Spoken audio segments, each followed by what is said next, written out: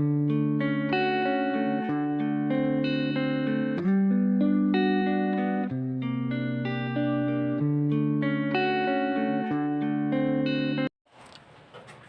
day, ma'am. Good day, everyone. I'm Reynalyn Arosa from BSN Trep 2B. This is our research presentations. So our topic is all about the effects of globalizations towards the local market among the entrepreneur in Victoria Oriental, Mindoro.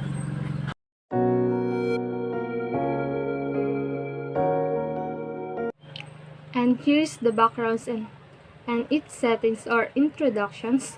Globalization has user and adjustment in the way trade, communications, and even coverage choices are carried out.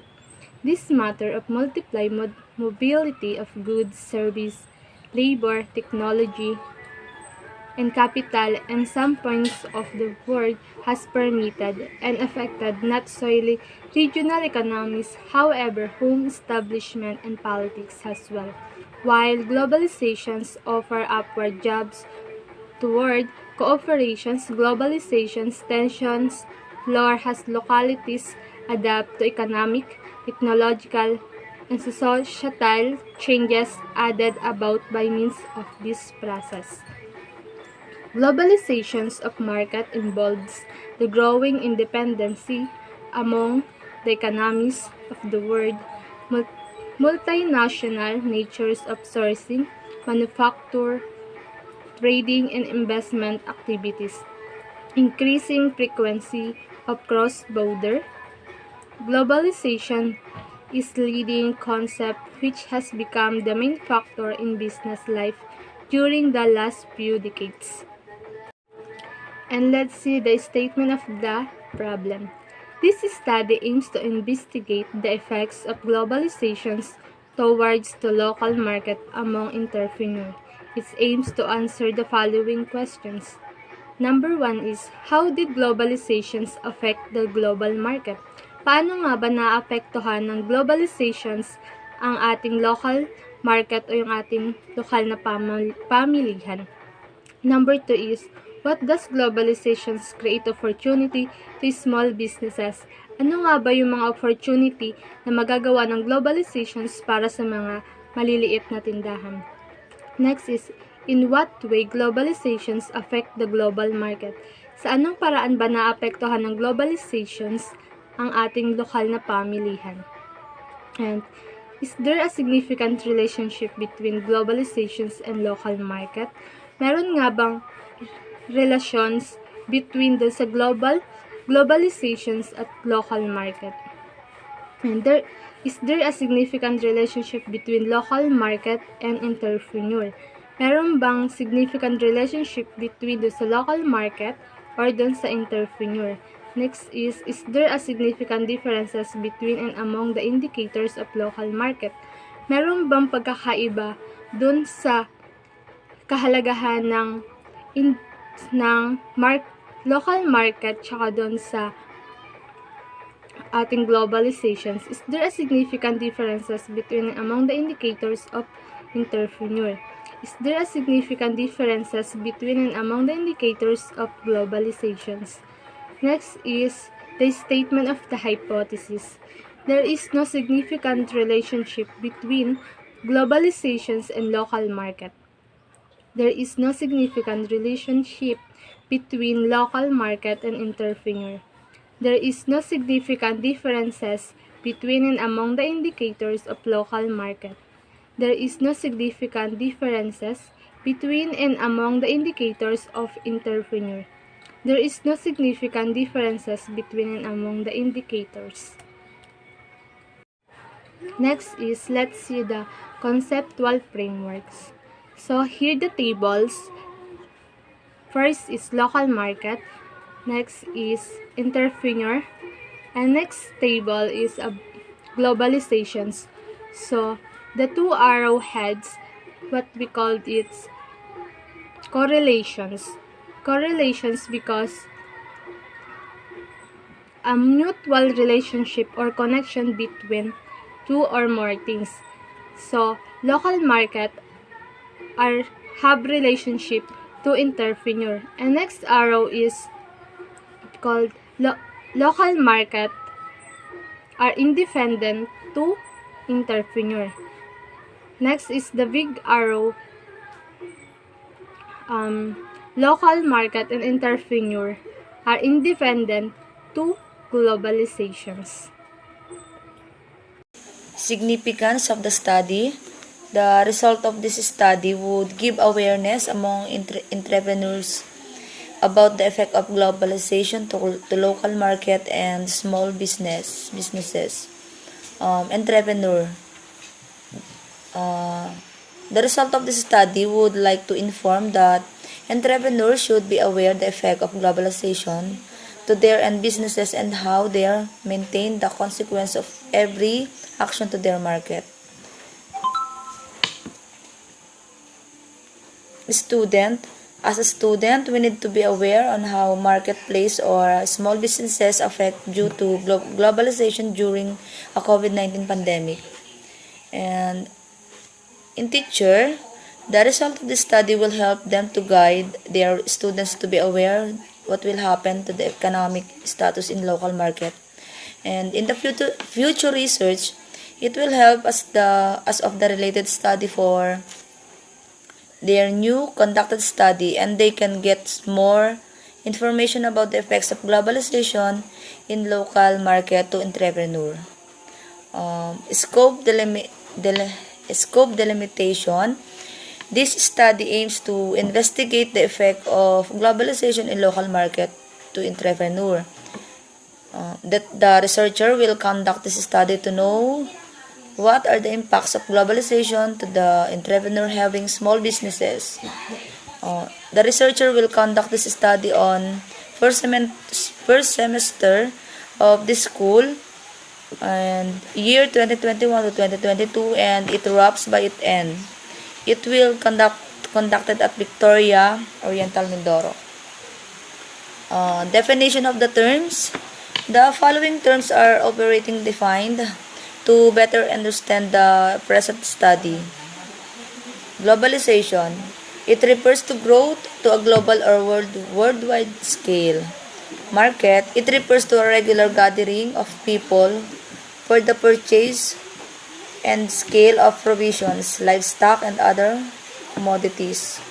In entrepreneur, it refers to a person who organizes and operates a business or businesses, taking a greater than normal financial risk in order to do so. Our theoretical framework, according to Mehdi Mosafari, 2001, the transformational theory of globalization implies the fact that culture of a country is not the one way and in a way is exchange similar with the globalization on the local market among entrepreneurs. It should be in the area in which the exchange and trade must be beneficial on both parties. With the entrepreneurs in the local market, the influence of globalization should help them boost their economical status and other concerns in this industry. According to Thomas Rees, in entrepreneurship, it is not about just running a business or company. It is also about comprehending the nature of its overall aspects. This is why the constructivism theory of globalization gives enlightenment to business people and entrepreneurs to understand and use analytical knowledge in order to identify the proper strategies that are applicable in being people know the background.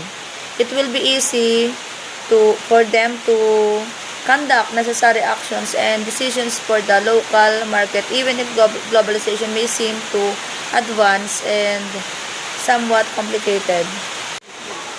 And here is my explanation of transformational theory by Mehdi Mosafari. Transformational theory wants to explain that in the entrepreneurial industry, a two-way exchange should be noticed, or in simple terms, It should be beneficial to both parties, similar with the effects of globalization in the local market among entrepreneurs. The transformational theory showcases that despite the difficulty and complication of catching up the global trade, entrepreneurs and local markets should still both gain two benefits.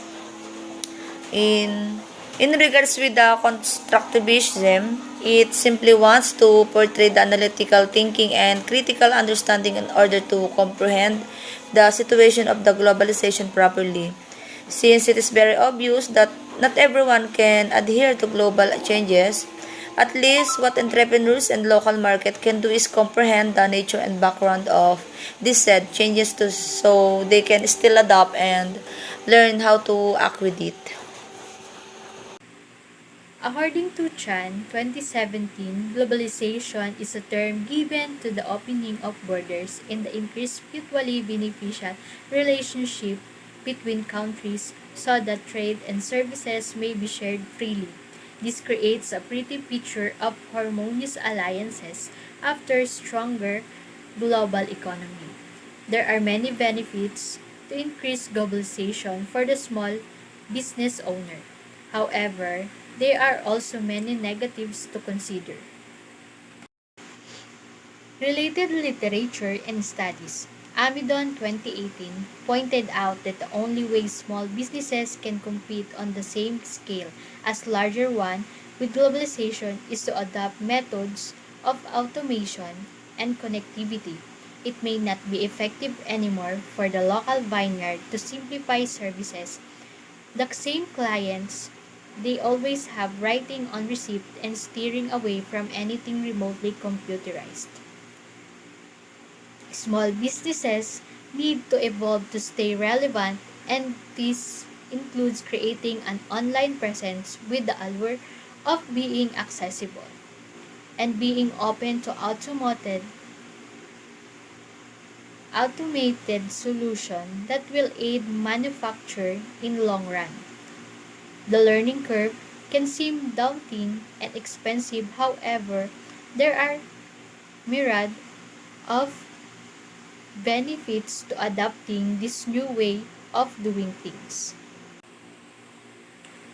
According to the studies on APEC 2015, the economic liberalization policies since the late 1980s have caused the demise of manufacturing sector, notably garments and textile, footwear, rubber products, furniture, appliances, food and beverage, steel, chemicals, drugs, and many consumer goods and even agro-industrial products left by government to fend for themselves. Filipino manufacturers and farmers have been decimated by the delay of cheap imported goods and raw materials brought about by the government policy of slashing tariff rates to one of the lowest in ASEAN. It was also found out by Casino 2016 that the worst hit and is still unable to recover from globalization disruptive impact on manufacturing since the late 1980s are the SMEs that used to produce consumer goods for the local market or supply materials and services for larger integrated local industries. Trade and investment liberalization has allowed this traditional role to be taken over by foreign suppliers and their local distributors. Instead of integrating with local industries or graduating into large enterprises themselves, our beleaguered SMEs have in fact been shrinking into equivalent of percent of economic microorganisms and overwhelming majority 697077 or 9.5% of Filipino firms is categorized as micro enterprises with a minuscule asset value of 3 million or less each and having just one to 9 employees. Of these, 51% are into wholesale and retail trade, meaning they don't even produce anything. Research design. This study used the descriptive research design, which determined the respondent of our topic, which is the effect of globalization towards local market among entrepreneurs in Victoria Oriental, Mindoro. We use this method to come up with the result of this study. We use questionnaire to collect data as the primary research survey.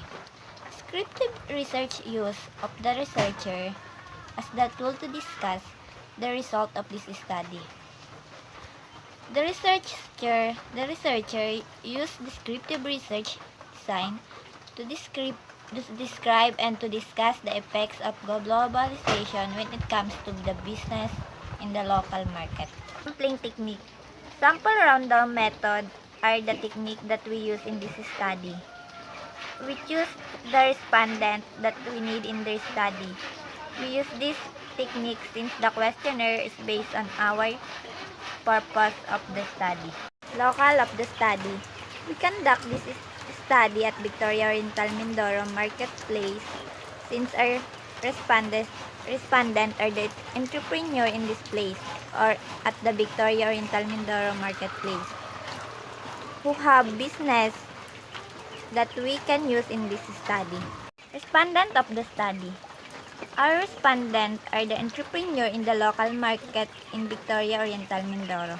We select the right person or entrepreneur that are studying with us from local market of Victoria who are having a business of this year. Data gathering procedure. In this study, the questionnaire that will be used to gather data was made by the researcher during free time. Upon the approval, it shall be distributed to the respondents. The questionnaire as only one part that deals that the globalization that focuses on what will happen if globalization affect the local market and the entrepreneur. And this is the questionnaire. Number 1. The government holds much sway over the free markets. Agree, strongly agree, disagree, strongly disagree. Number 2. The flow of funds between countries affects the strength of a country, economy, and its currency. Number 3. Supply and demand for products, services, currencies, and other investment creates a push-pull dynamic in prices. Number 4. Globalization leads to increased competition. Number 5. Entrepreneurs are frequently thought of as national assets to be cultivated, motivated, and remunerated to the greatest possible extent. Title Proposal. What is your purpose topic? Our purpose topic is the effects of globalization towards the local market among entrepreneurs in Victoria Oriental, Mindoro. Why you are interested in this topic? As a student and a member of this country, it is important for us to understand the globalization towards the local market among entrepreneurs. We interested in findings what are the effects of globalization towards the local market among entrepreneurs in Victoria to know what we need to improve. What do you already know about the topic? With our environment in Victoria, we know that the influence of globalization in the local market in Victoria is improving through the help of entrepreneurs here in Victoria.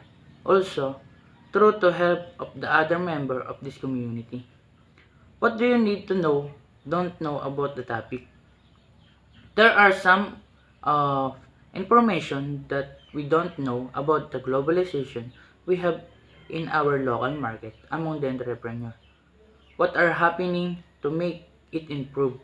We know some information about the topic, but we really need to study this topic to understand, to know the concern about the topic and the effects of this study that will help all people.